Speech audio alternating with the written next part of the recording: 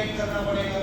तो बेटा एक बार आप ध्यान से देखो कि एक 1/3 करता है और यहाँ पे दो वेरिएबल मतलब दो फ्रैक्शन है, एक बार 1/3 हो रहा है कैपिटल का और एक बार 1/6 हो रहा है। मींस मुझे कोई एक ऐसा नंबर चाहिए जो 3 से भी डिवाइड हो जाए और 6 से भी डिवाइड हो जाए।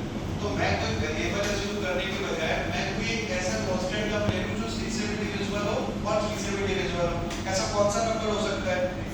6 या 3 और 6 का एलसीएम। सो बेटा क्या मैं ये अज्यूम कर सकता हूं कि let capital is 6 and time is also 6। बेटा मैंने टाइम और कैपिटल दोनों का अज्यूम कर लिया 6 है, राइट? नाउ बेटा a के लिए now see a advances 1/3 of the capital for 1/3 of the time. A advances 1/3 of the capital. So बेटा कैपिटल का 1/3 6 का 1/3 it's a 2. So and time इसका कितना है बेटा बताइए मुझे? for 1/3 time 6 का 1/3 करूंगा तो बेटा अभी क्वेश्चन क्या हो गया?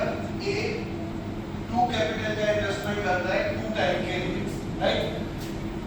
नाउ बेटा b का कैलकुलेट करते हैं। b के लिए क्या है? b contributes 1/6 of the capital. So बेटा 6 का 1/6 कितना होगा? 1। सो b 1 कैपिटल का इन्वेस्टमेंट करता है for the what time? 1/3 b contributes 1/6 of the capital for the 1/3 time. बेटा ये 1/3 टाइम के लिए मींस 2 टाइम के लिए कर रहा है investment. Now what about c? Rest of the capital for whole time.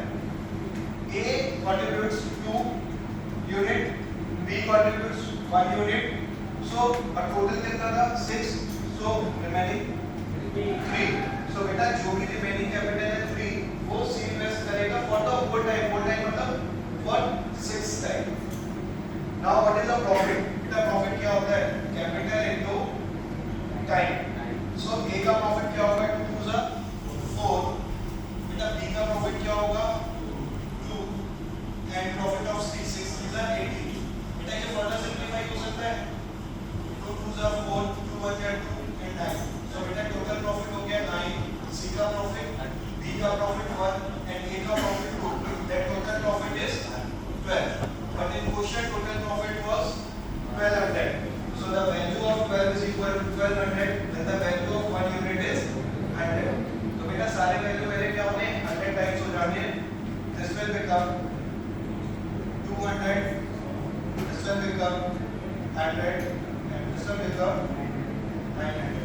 So the profit of A 200, B's profit 100 and the profit of C is 900. Note करिए